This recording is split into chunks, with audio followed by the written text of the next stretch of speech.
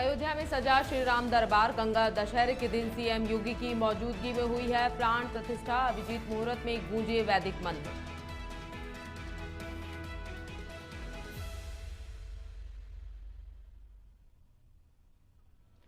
CM Yogi Adityanath का 54वां जन्मदिन आज। गृह जनपद गोरखपुर में समर्थकों ने धूमधाम से मनाया जन्म दिवस। व्यापारियों ने की सीएम के दीर्घायु होने की कामना। मथुरा में पुलिस और 2 इनामी बदमाशों के बीच मुठभेड़। दोनों पैर में गोली लगने से घायल। कब्जे से 2 तमंचे, नकदी और बाइक बरामद।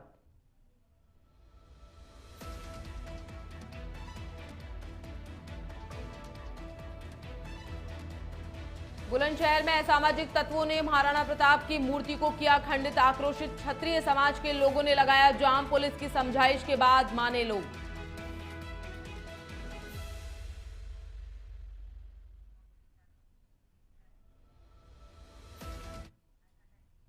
वंदे भारतम, स्वागत है आपका नेशन 27 में और मैं हूं आपके साथ प्रियंका शर्मा। बुलेटिन की शुरुआत करते हैं बड़ी खबर के साथ। मुख्यमंत्री योगी आदित्यनाथ का 54वां जन्मदिन आज बड़े ही धूमधाम के साथ मनाया गया। आज सीएम योगी के गृह जनपद गोरखपुर में भी स्वर्ण व्यवसायियों ने माता कामना की देवी के मंदिर में सीएम योगी के चित्र पर दुग्धाभिषेक के साथ हवन पूजन यहां पर किया। इस दौरान व्यापारियों ने सीएम योगी के दीर्घायु होने की यहां पर कामना की। नेशन 27 के संवाददाता जफर खान ने इस मौके पर व्यापारियों से की बातचीत।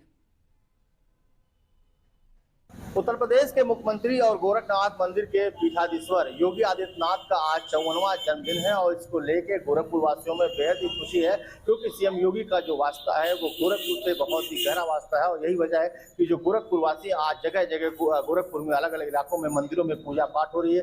उनकी लंबी उम्र की जो है वो प्रार्थना की जा रही है। हमारे साथ व्यापार मंडल के लोग हैं, उनसे बात करेंगे और जानने की कोशिश करेंगे कि आज आप लोगों ने मुख्यमंत्री जी का जन्मदिन मना रहे हैं, किस तरीके से मना रहे हैं, क्या कुछ प्रार्थना कर रहे हैं। आज हम लोग बाबा गुरु गोरक्षनाथ जी से और मां कामनी देवी से प्रार्थना कर रहे हैं कि उत्तर प्रदेश के जैसे मुख्यमंत्री गोरखपीठाधीश्वर परम पूज्य योगी आदित्यनाथ जी महाराज आगामी जो भारत के प्रधानमंत्री के रूप में यहाँ की समस्त जनता देखना चाहती है, हम लोग प्रार्थना करते हैं कि वो आगामी जनता प्रधानमंत्री के रूप में हो। और यहाँ पर जो हवन यज्ञ करेंगे उनके दीर्घायु के लिए, उनकी लंबी उम्र के लिए हम लोग यहाँ हवन यज्ञ कर रहे हैं। आज किस तरीके से आप लोग सेलिब्रेट कर रहे हैं महाराज जी का जन्मदिन? आज महाराज जी के जन्मदिन पर अभी हमने पंचामृत का स्नान कराए हैं और उसके बाद फिर जो हवन करेंगे और उसके बाद फिर यहाँ पर अभी जो है उनका एक भजन कीर्तन के होगा, जिससे महाराज की दीर्घायु की कामना करेंगे। अच्छा, कितना खुशी होती है क्योंकि योगी जी गोरखपुर से ताल्लुक है और आप लोग प्रधानमंत्री बनने का भी इनको दुआएं कर रहे हैं। देखिए, मैं तो महाराज जी के साथ पूरी उम्र भी मैंने गंवा दी है।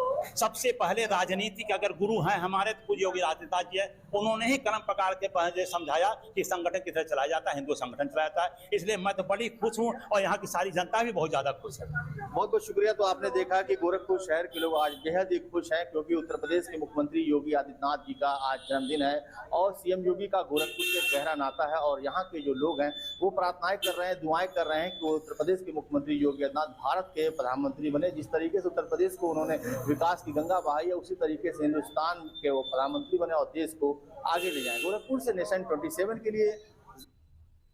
यूपी के नए डीजीपी राजीव कृष्ण ने पुलिस महानिदेशक पद पर नियुक्त करने के लिए मुख्यमंत्री योगी आदित्यनाथ के प्रति आभार यहां पर प्रकट किया है और अपनी प्राथमिकताएं यहां पर गिनाई हैं। डीजीपी ने मीडिया से बातचीत में कहा कि प्रदेश सरकार के अपराधियों के खिलाफ जीरो टॉलरेंस की नीति का पालन यहां पर किया जाएगा। उन्होंने आगे कहा कि अब पुलिसिंग को और प्रभावी बनाने के लिए एआई की मदद लेंगे और साथ ही महिलाओं की सुरक्षा और उन्हें संरक्षण देना हमारी पहली प्राथमिकता में शामिल है। वहीं साइबर अपराधों पर भी पूरी प्रतिबद्धता से अंकुश यहां लगाए जाएंगे।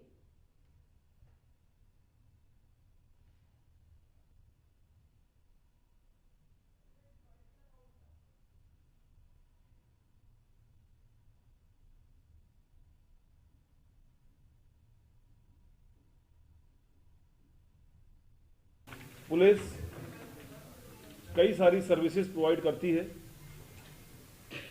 जो ऑनलाइन या ऑफलाइन मोड्स के माध्यम से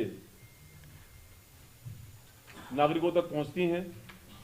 उत्तर प्रदेश पुलिस द्वारा दी जाने वाली पुलिस सेवाओं के दायरों और वितरण में और सुधार किया जाएगा।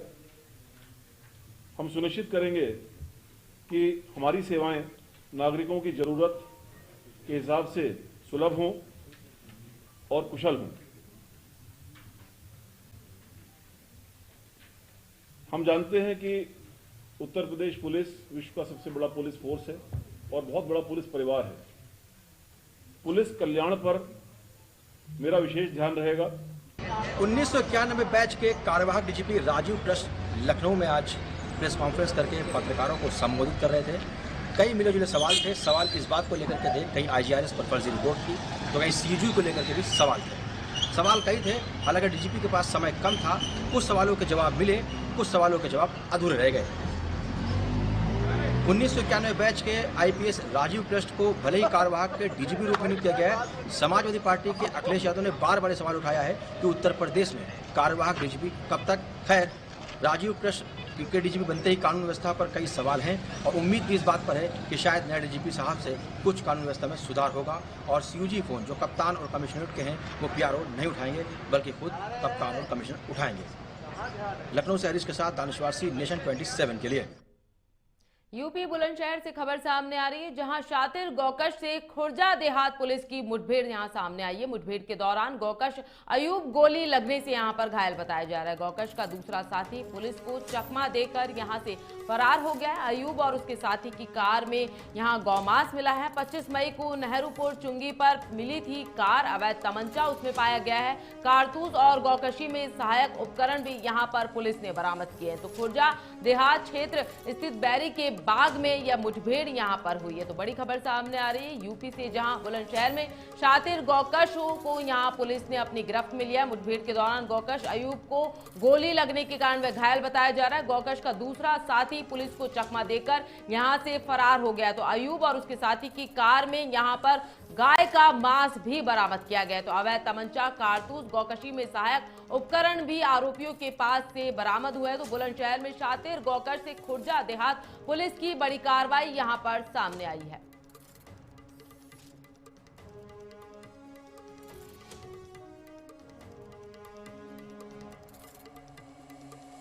चार जून को देर रात्रि में थाना खुर्जा देहात क्षेत्र के ग्राम नगला शेखू के निकट बाग में थाना खुर्जा देहात टीम एवं जनपदीय स्वैट टीम की शातिर गौकश अपराधियों से मुठभेड़ हुई है, जिसमें एक गौकश अपराधी को पैर में गोली लगने पर घायल अवस्था में गिरफ्तार कर उपचार हेतु जिला अस्पताल भेजा गया है।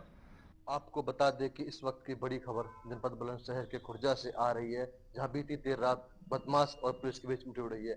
आपको बता दें कि 25 मई को एक कार डिवाइडर से टकराई थी और क्षतिग्रस्त हो गई थी, जिसमें गौमांस मिलने की आशंका जताई जा रही थी। बताया जा रहा है कि ये कार उसी बदमाश आयोग की है जिसके पैर में गोली लगी है।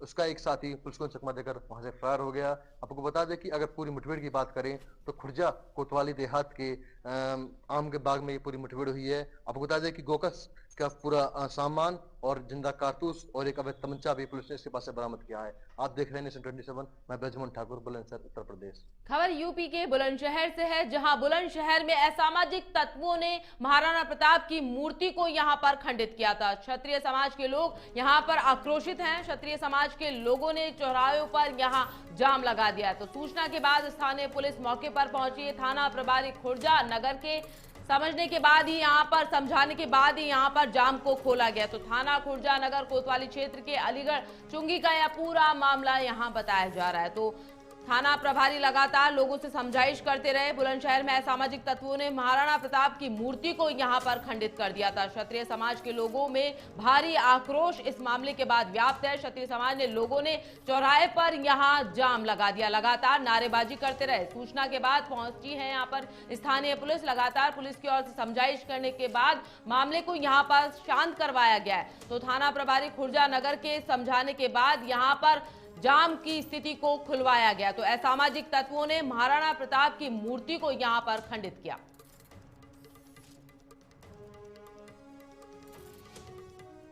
मामला ये है कि सभी को भली बात ही पता है कि अभी बहुत ही जल्दी में आज के पर महाराणा प्रताप जी की विशाल प्रतिमा का अनावरण हुआ था बीते 9 मई को।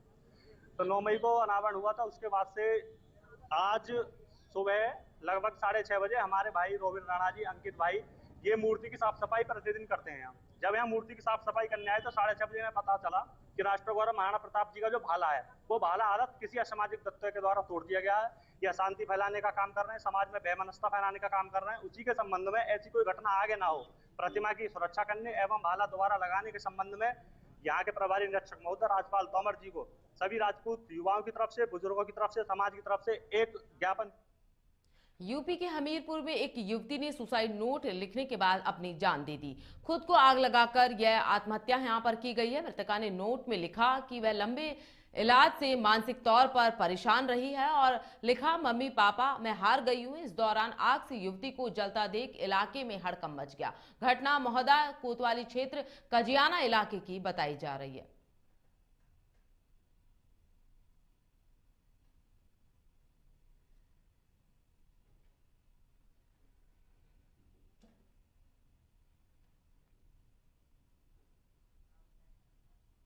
खबर यूपी के सिद्धार्थनगर से है, जहां सिद्धार्थनगर में वन माफियाओं के हौसले बुलंद नजर आ रहे हैं। आए दिन अवैध तरीके से हरे पौधों की कटाई लगातार की जा रही है। कल सूपा चौराहे से चेतिया मार्ग के बीच बलुआ और कोडरी गांव के सड़क किनारे पर बिना परमिट आम के हरे पेड़ यहां पर काट दिए गए। बता दें कि क्षेत्र में वन विभाग और पुलिस की टीम गश्त भी करती रही, लेकिन फिर भी अवैध तरीके से पेड़ों की अवैध कटाई यहां लगातार होती रही।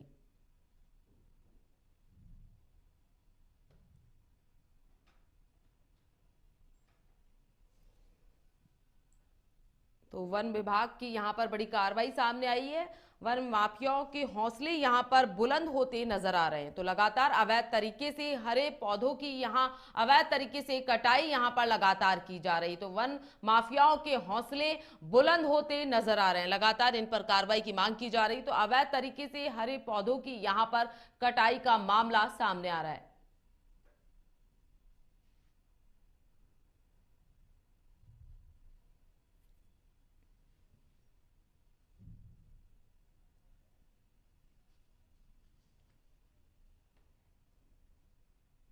खबर सामने आ रही नोएडा यूपी से, जहां मारपीट के बाद युवक को कार से कुचलने की कोशिश का मामला सामने आया। थाना सेक्टर 24 पुलिस ने 2 आरोपियों को यहां गिरफ्तार किया है। एफआईआर में नामजद अमन अवाना और आकाश अवाना यहां पर गिरफ्तार किए गए हैं। पूछताछ में बताया कि इंस्टाग्राम पर कमेंट करने को लेकर यहां विवाद हुआ था। दोनों युवकों को आरोपियों ने अपने ऑफिस के पास बात करने के लिए यहां बुलाया था। वाद विवाद ज्यादा बढ़ने के बाद दोनों युवकों के साथ मारपीट यहां पर की गई है। नामजद 2 अन्य आरोपी सहित 1 दर्जन आरोपी यहां फरार हो गए हैं। घटना में प्रयुक्त थार गाड़ी को पुलिस ने यहां जब्त कर लिया है। थाना सेक्टर 24 क्षेत्र का यह पूरा मामला बताया जा रहा है, जहां पर इंस्टाग्राम पर कमेंट करने को लेकर विवाद यहां पर सामने हो गया है। करीब 1 दर्जन आरोपी अब भी यहां पर फरार बताए जा रहे हैं। तो लगातार घटना में प्रयुक्त थार गाड़ी को पुलिस ने यहां जब्त कर लिया। तो थाना सेक्टर 24 क्षेत्र का यह पूरा मामला बताया जा रहा है, जहां मारपीट के बाद युवक को कार से कुचलने की कोशिश का मामला यहां पर सामने आया। थाना सेक्टर 24 पुलिस ने दोनों आरोपियों को यहां पर गिरफ्तार कर लिया। तो इंस्टाग्राम पर कमेंट करने को लेकर विवाद की बात यहां पर सामने आई है। दिनांक 2 जून 25 को थाना 24 पर सौरव यादव द्वारा आकाश अवाना, अमन अवाना, गौरव चौहान एवं कुणाल चौहान के विरुद्ध अभियोग पंजीकृत कराया गया था। अभियुक्त दोनों द्वारा सौरव यादव एवं उसके भाई सुमित यादव के साथ काफी मारपीट की गई थी। उपरोक्त घटना में एक वीडियो भी वायरल हुआ था, जिसमें अमन अवाना द्वारा थार गाड़ी से सौरव यादव को टक्कर मारी गई थी। आज उपरोक्त अभियोग के मुख्य अभियुक्तगण अमन अवाना एवं आकाश अवाना को गिरफ्तार किया गया है। घटना में प्रयुक्त थार गाड़ी को पहले ही जब्त किया जा चुका है। उपरोक्त दोनों अभियुक्तगणों को माननीय न्यायालय के समक्ष पेश किया जाएगा। अन्य कासगंज में अपोलो पाइप्स लिमिटेड के नकली माल का भंडाफोड़ हुआ है। कंपनी के सेल्स पर्सन ने एक ट्रक को रोककर जांच की और लदा सारा माल नकली पाया गया। पता चला कि माल के लोगो और रंग में काफी ज्यादा अंतर था। ट्रक को मोहनपुरा पुलिस चौकी में ले जाया गया। कंपनी की टेक्निकल टीम ने दोबारा जांच की है और पूरा माल यहां नकली पाया गया है। नकली माल की कीमत करीब 6 लाख रुपए यहां पर बताई जा रही है। ट्रक चालक से पूछताछ में सामने आया कि वह माल बुलंदशहर के संजय मशीनरी स्टोर का बताया जा रहा है। कंपनी के डिप्टी जनरल मैनेजर की शिकायत पर पुलिस ने दुकान मालिक और ट्रक चालक के खिलाफ कॉपीराइट एक्ट के तहत मामला दर्ज कर जांच शुरू कर दी है।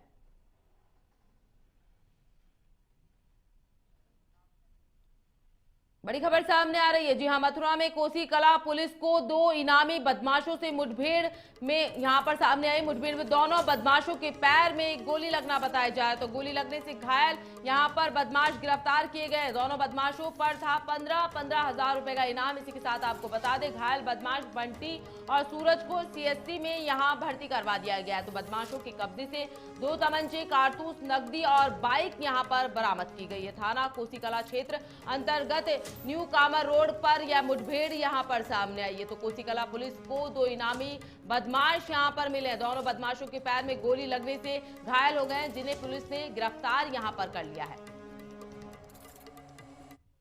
कि थाना कोसी की पुलिस जो कि आज रात में 10 बजे अपराधियों की तलाश में चेकिंग कर रही थी, 2 अभियुक्त जो मोटरसाइकिल से आते हुए दिखाई दिए, उनको रोकने का इशारा किया गया तो उन अभियुक्तों के द्वारा पुलिस टीम पर फायरिंग की गई। पुलिस टीम के द्वारा भी अपने बचाव में फायरिंग की गई, जिससे दोनों अभियुक्तों के पैर में गोली लगी है। इनको उपचार के लिए अभी भेजा गया। कौशाम्बी में लोहंदा प्रधान और उसके भाइयों का कहर जहर खाकर गंभीर यहां पर हो गए हैं। हालत में थाने पहुंचाया बुजुर्ग, पुलिस ले गई अस्पताल। डॉक्टर्स ने यहां मृत घोषित कर दिया है। तो मृतक के पेट पर लिखे थे आरोपियों के नाम। परिजनों ने ग्राम प्रधान पर गंभीर आरोप यहां पर लगाए। बेटे को फर्जी रेप केस में फंसाने का यहां पर आरोप लगाया। बुजुर्ग को जहर देकर हत्या करने का यहां आरोप सामने आया। तो ग्राम प्रधान से जमीनी विवाद का यहां पर कारण सामने आ रहा है। एफआईआर दर्ज कर जांच में फिलहाल पुलिस यहां पर जुटी हुई है। सैनी थाना क्षेत्र के लोहदा गांव की पूरी घटना बताई जा रही है।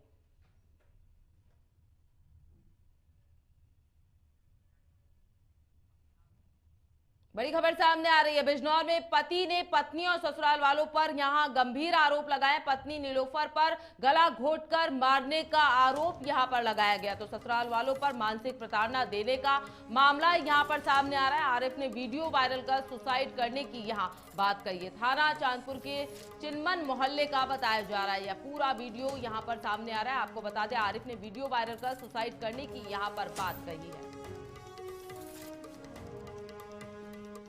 प्रताड़ित कर रहे हैं, जिसके जिम्मेदार मेरा ससुर नईम अहमद, मेरी सास और एक मेरी साली राहिल।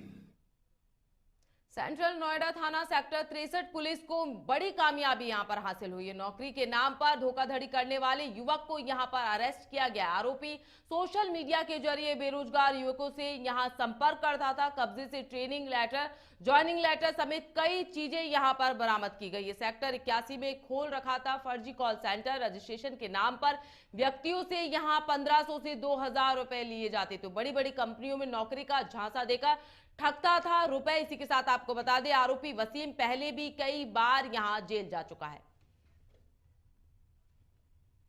थाना 63 पुलिस टीम द्वारा एक सराहनीय कार्य हुआ, जिसमें एक अभियुक्त को गिरफ्तार किया गया। ये तथाकथित पत्रकार भी है।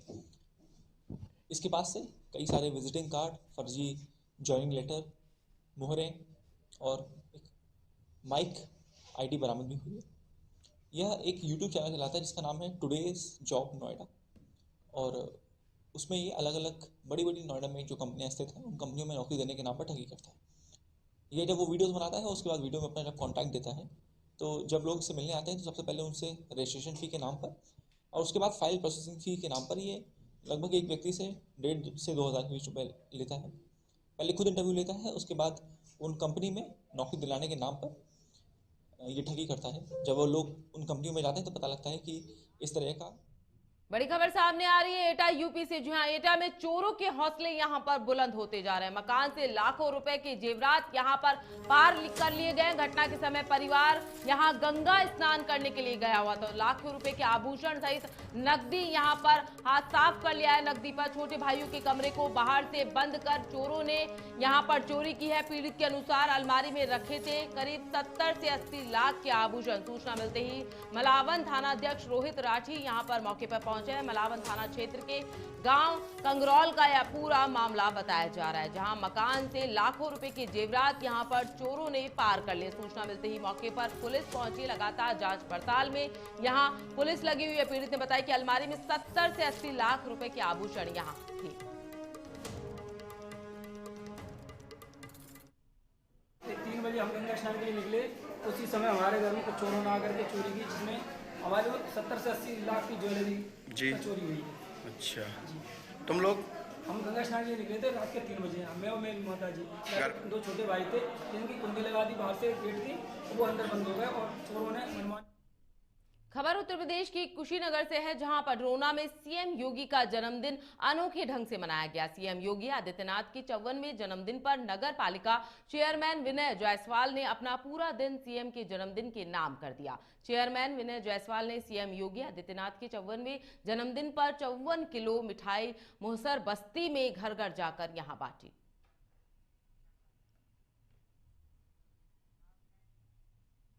दशहरा के पावन पर्व पर गुरुवार को ब्रज में श्रद्धालुओं की भारी भीड़ यहां पर उमड़ पड़ी। लाखों लोगों ने यमुना में स्नान किया। इसके बाद बांके बिहारी मंदिर में आराध्य के दर्शन किए। पुलिस प्रशासन के साथ ही मंदिर के निजी सुरक्षाकर्मी भीड़ प्रबंधन में जुटे रहे। इधर गंगा दशहरा के पावन पर्व पर सुबह से ही लाखों श्रद्धालु यमुना के घाटों पर स्नान करने पहुंचे। स्नान के बाद दान पुण्य कर्म करते हुए वृंदावन में भक्तों ने बांके बिहारी के दर्शन किए। वहीं मथुरा शहर में द्वारिकाधीश महाराज और श्री कृष्ण जन्मभूमि में लोगों ने आराध्य के यहां दर्शन किए।